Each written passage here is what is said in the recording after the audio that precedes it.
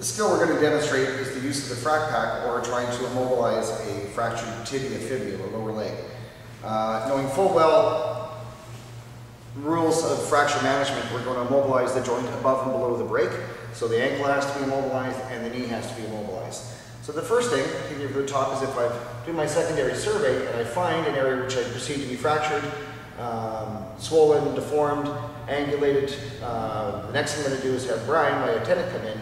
I'm going to stabilize the leg in that position, or stabilize the suspected fracture. He would expose the area by cutting open the clothing, and then we would dress all wounds at that point. What I would have Brian would do then is to remove the shoe, or remove the boot, and check for a CWCMS of the distal circulation. Color, warmth, circulation, movement, and sensation of the foot. So we don't want to move the fracture area. And we take the shoe off.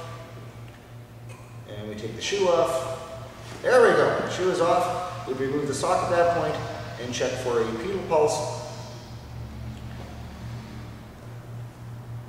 And so we check CWCMS. So once that's been ascertained, we've dressed all wounds. We can then get the frac pack ready to go.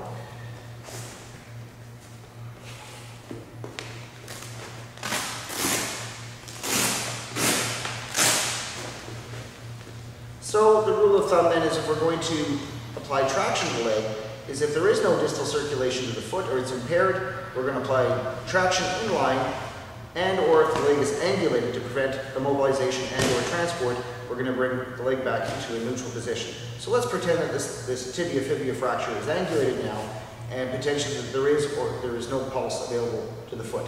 So Brian would then place his hand under the ankle, his left hand above the fracture or supporting it, and apply gentle inline pull along the leg. I then get the frac pack ready, and I want the straps of the frac pack to go to the outside. So now that traction has been applied to the leg, and we have the leg in line, we then put the splint in, or slide the splint in, making sure we don't lift the leg up too high and cause any undue discomfort. Get the splint into position. Brian would lower the leg into the splint, not letting go of traction at this point, so traction is maintained, and I would then pad any natural hollows,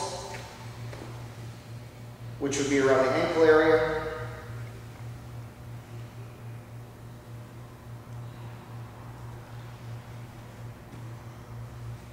And then we'd start at the top of the splint and apply the Velcro straps. If the fracture was in line with one of the straps, I could cross the straps to stay away from the fracture site itself, if need be. Once the splint has been put on, what I would do then, Brian can release traction, and we're going to then recheck CWCMS, so color, warmth, circulation, movement, and sensation of the foot. And if it's impaired at all, or the pulse is gone at that point, or we have an impairment of general circulation, I can recheck my straps to make sure they're not too tight, that I may have pinched on something. And if that's the case, they're not too tight, we'd elect to load and go and transport the patient. One thing we can do prior to actually leaving is to place this leg against the other leg and auto splint, if you like, both legs together. So we apply two cravats under the leg, taking one at the top.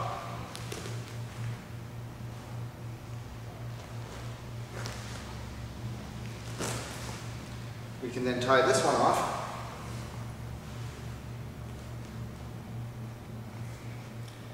And we tie this one, making sure we don't go over the fracture site.